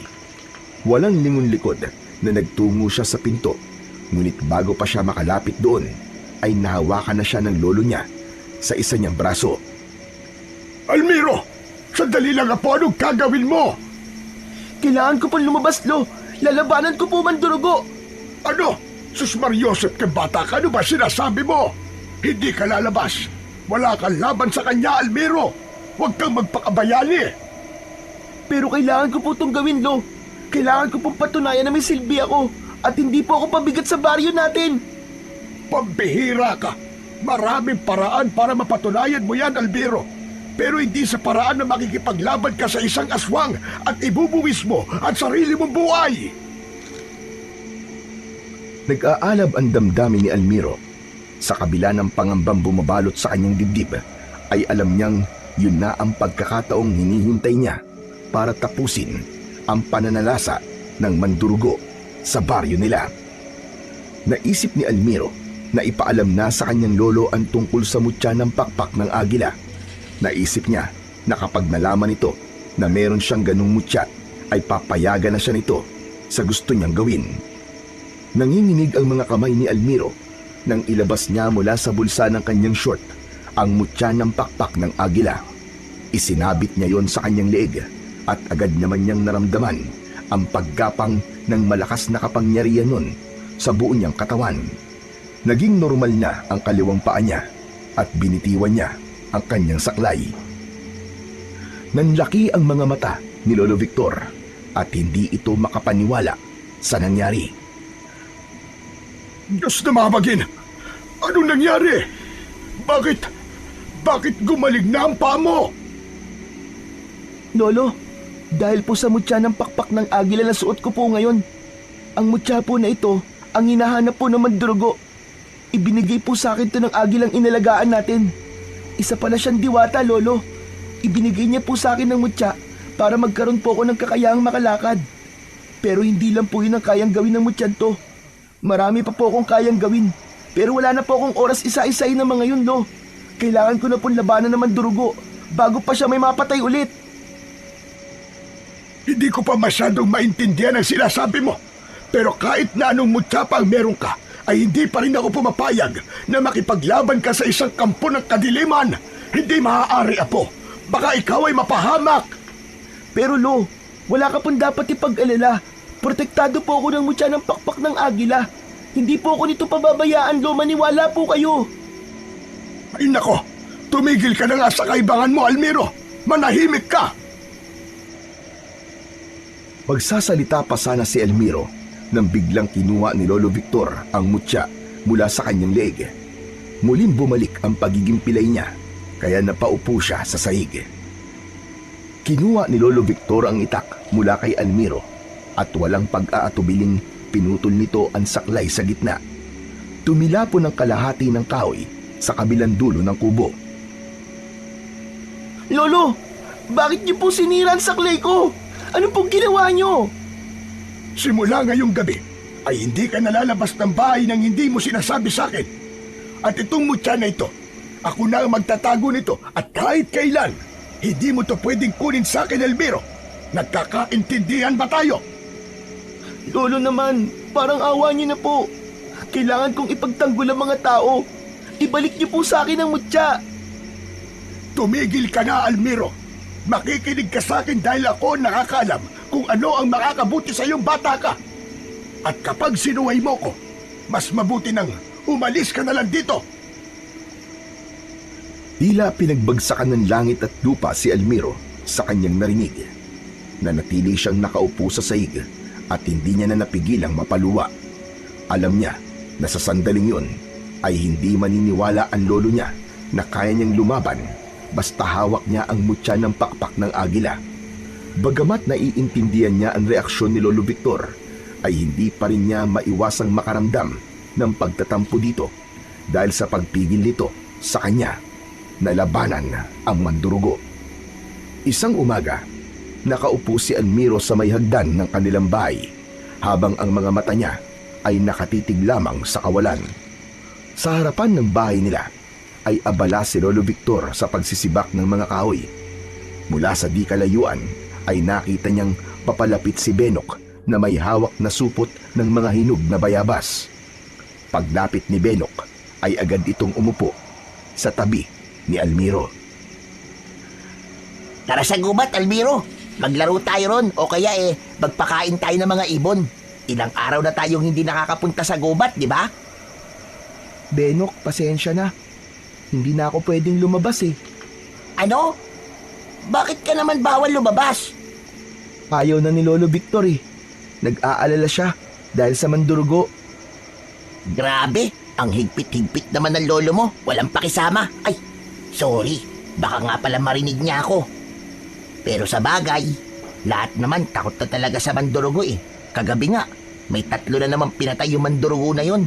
Si Mang Pedro tapos yung asawa ni Mang Kaloy na buntis.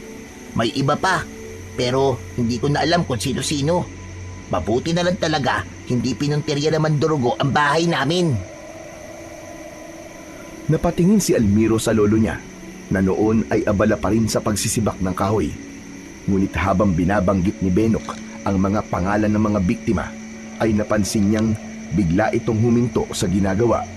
Para bang may kung anong lungkot ang bumalot sa katawan nito. Oo nga pala, narinig mo ba kagabi, Almiro? Hinahanap daw ng mandurugo yung mutya ng pakpak ng agila. Alam din pala ng mandurugo ang tungkol sa mutya mo, Almiro. Narinig ko, Benok. Sumisigaw siya na gusto niyang makita ang may hawak ng mutya ng pakpak ng agila. Ibibigay mo ba ang mutya sa mandurugo, Almiro? Hindi kaya kapag nakuha niya yon, umalis na siya? Hindi kailanman. Hindi ko ibibigay sa kanya ang mutya, Benok. Hindi ako sigurado kung titigil siya kapag nakuha niya na yon. Baka nga, kapag mas lumakas pa siya, ay mas marami pa siyang mapatay. Hindi lang dito sa baryo natin, kundi sa iba pang mga lugar. Sa bagay, tama ka rin. Baka yun pa maging dahilan ng tuluyang pagkawasak ng baryo natin. Maya-maya pa, lumapit si Lolo Victor sa kanila at matiim nitong tinignan si Benok. Benok, umuwi ka na. Baka hinahanap ka na sa inyo.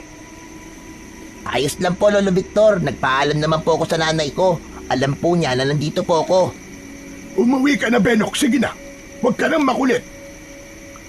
Napalingon si Benok kay Almiro na para bang ayaw pa nitong umalis. Ngunit tumango na lang ito at tinapik siya sa balikat. O paano? Sige, Almiro. Aalis na ako. Saka na lang siguro tayo maglaro kapag wala na dito sa baryo natin ang mandurugo. Wala sa sariling tumango si Almiro. Pinanood niya ang papalayong si Benok. Sa mga nalaman ni Benok na naging biktima ng mandurugo kagabi, ay sumikip ang dibdib niya. May pagkakataon na siyang harapin kagabi ang mandurugo, pero hindi niya nagawa dahil wala na sa kanya ang mutya ng pakpak ng agila. Kinagabihan, tahimik na nagsalo sa hapunan sina Almiro at Lolo Victor. Habang kumakain ay napansin ni Almiro ang panakaw na tingin ni Lolo Victor sa kanya. Tila may nais itong sabihin, ngunit nahihiya ito.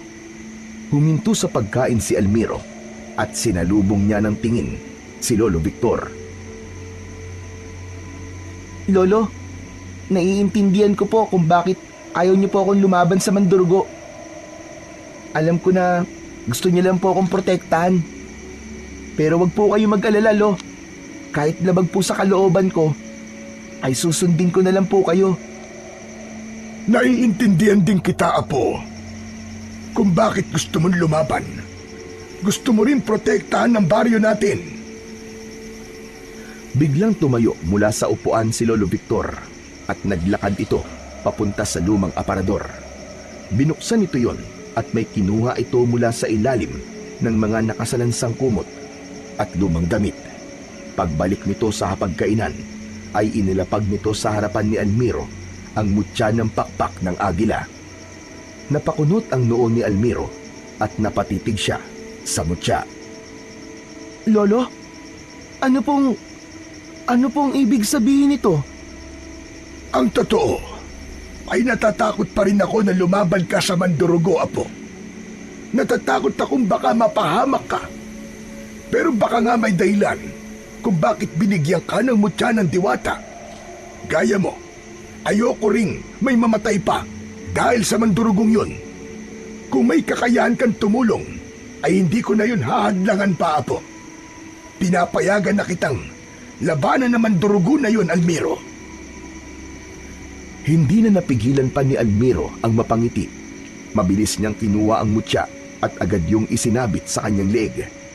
Muling bumalik ang lakas ng mutya sa kanyang katawan at bumalik na sa normal ang kaliwa niyang paa. Tumayo siya at lumapit siya sa kanyang lolo at mahigpit niya itong niyakap habang naluluwa siya. Lolo, salamat po! Salamat po talaga! Huwag ka nang umiyak. Walang anuman na po. Patawarin mo ko kung minaliit kita at pinagdudahan. Ngayon ay hindi na ako magdududa pa sa'yo. Mahal na mahal kita, Apo. Mahal na mahal din po kita, Lo. Sobra! Tinapik ni Lolo Victor ang likod ni Almiro at sa gabing yun ay mas lalong lumakas ang loob ni Almiro na lumaban dahil alam niyang suportado na siya ng kanyang Lolo Victor. Ilang oras matapos ang hapunan ay humiga na sina Almiro at Lolo Victor. Bago sila humiga ay nagdasal muna sila para sa kaligtasan nila at sa kaligtasan na rin ng lahat ng tao sa baryo nila. Ilang minuto nang nakahiga si Almiro pero hindi pa rin siya makatulog. Nakatitig lang siya sa kawalan at hindi niya maunawaan kung bakit kakaiba ang kaba niya ng gabing yun. Hindi nagtagal ay naputol ang katahimikan. Nakarinig sila ng sigawan ng mga tao sa labas. Nagkakagulo ang mga yon na parabang merong tinatakasan ang mga ito. Napabalikwas ng bangon si Lolo Victor. Nagmamadali itong lumapit sa bintana at sumilip mula roon. Maya-maya pa ay humarap ito kay Almiro. Almiro, Apo! Mukhang sumasalakay na naman ang Mandurugo! Tumayo na rin si Almiro. Suot pa rin niya ang mutya ng pakpak ng agila dahil hindi niya na yun kailangang itago sa kanyang lolo. Lolo, pinapayagan niyo na ba talaga ako makipaglaban sa Mandurugo? Hindi sumagot si Lolo Victor. Bagkus ay kinuha nito ang itak at inabot yun kay Almiro. Lumabas ka na, Apo! Ipakita mo sa lahat kung ano ang kaya mong gawin. May tiwala ako sa iyo, Apo. Alam kong kaya mong talunin ang pag-aasik ng lagim ng Mandurugo dito sa baryo natin. Sulong, Apo! Hindi na nakapagsalita si Almiro. Sa halip ay niyakap niya ang lolo niya ng mahigpit. Matapos ang yakap na yon ay matapang siyang tumungo at pinuntahan niya ang pinto. Sa pagbukas niya ng pinto ay sumalubong sa kanya ang malamig na hangin sa labas. Isang malalim na paghinga ang pinakawalan niya bago siya naglakad palabas ng kanilang kubo para labanan ang Mandurugo. Mabilis na naglakad palayo si Almiro sa bahay nila at hinanap niya kung nasaan ng nilalang na nagdudulot ng lagim sa kanilang baryo. Tumigil siya sa gitna ng kalsada at tumingala sa kalangitan. Doon ay nakita niya ang mandurugo na lumilipad. Napansin niya na may tanga nitong isang batang lalaki. Maya-maya pa ay binitiwan ng mandurugo ang bata at mabilis siyang bumulusok paibaba. Walang pag-aalinlangang tumakbo si Almiro sa direksyon kung saan mahuhulog ang bata at matagumpay niya itong nasalo. Nagulat siya nang malaman na si Benok pala ang batang yon. Maingat niya itong ibinaba sa lupa. Benok, ikaw na naman. Salamat, Almiro, ha? Teka, lalabanan mo na ba yung mandurugo? Kaya nga ako may dalang itak, di ba? Tumago ka na, Benok. Bilisan mo. Baka mamaya madagit ka na naman ng mandurugo. Parang paborito ka niya eh. Umango si Benok at tumakbo palayo. Napansin ni Almiro na lahat ng taong nakatingin sa kanya ay hindi makapaniwala na nakakalakad na siya ng maayos. Pero hindi niya pinansin ang reaksyon ng mga ito dahil ang atensyon niya ay nasa mandurugo. Tumingala si Almiro at muling tinignan ang mandurugo. Adora! Narito ang mutya na hinahanap mo! Malakas na sumigaw ang mandurugo at mabilis itong lumipad pababa. Tumayo ito sa harapan ni Almiro habang nanlilisik ang mapupula nitong mga mata. Hindi ako makapaniwala. Sa isang bata ay pinagkatiwala ng mga diwata ang aking mutya. Hindi mo na pagmamayari ang mutya ng pakpak ng agila, Adora.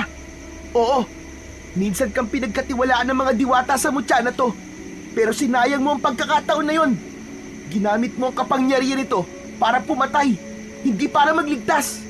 Ngayon, ako na ang tagapangalaga ng mutya ng pakpak ng agila at ipapakita ko sa'yo kung paano to gamitin ng tama. Manahimik ka! Masyado kang maraming sinasabi.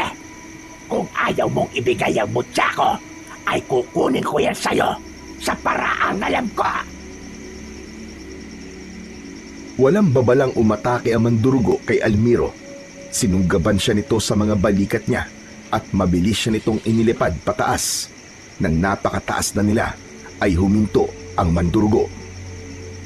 Tignan natin kung mabubuhay ka pa sa gagawin ko. Pinitiwan ng mandurugo si Almiro. Mabilis siyang bumulusok pa ibaba. Ngunit agad niyang ginamit ang kapangyarihan ng mutya ng pakpak ng agila at pinigilan niya ang tuluyan niyang pagkahulog. Lumutang siya sa ere at mabilis siyang lumipad pa itaas at hinarap ang gulat na mandurugo. Nakakalipad ka rin. Pero mas mabuti na nga yan para naman kahit paano ay may laban ka sa akin. Ngayon, ako naman! Sinugod ni Almiro ang mandurugo at sinubukan niya itong tagain sa muka. Nakaiwas ang mandurugo pero nadaplisan ito ng talim ng itak sa pisngi. Nagpatuloy ang laban ni Almiro sa mandurugo. Paulit-ulit silang nagbanggaan sa ere.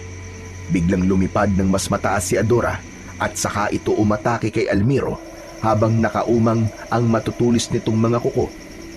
Sa bilis ng mandurugo ay hindi niya na nagawang makailag at bumaon ang mga kuko nito sa kanan niyang braso. Impit na napasigaw si Almiro dahil sa sakit at hapdi. Dumaloy ang dugo sa kanyang braso papunta sa kanyang kamay at halos mabitiwan niya ang hawak niyang itak. Ngunit hindi siya sumuko. Alam niya na kung susuko agad siya ay mas lalong malalagay sa higit na panganib ang kanilang baryo. Bagamat masakit ang sugat ni Almiro, ay pinili niya na manatiling kalmado habang nakalutang sa ere. Sa pagkakataon na yon, ay ginamitan na rin ni Almiro ng bilis ang mandurugo. Sa isang iglap ay nasa likod na siya ng kanyang kalaban at isang malakas na taga ng itak ang pinakawalan niya na tumama sa isang pakpak ng mandurugo. Napasigaw ang mandurugo at nahirapan itong makalipad.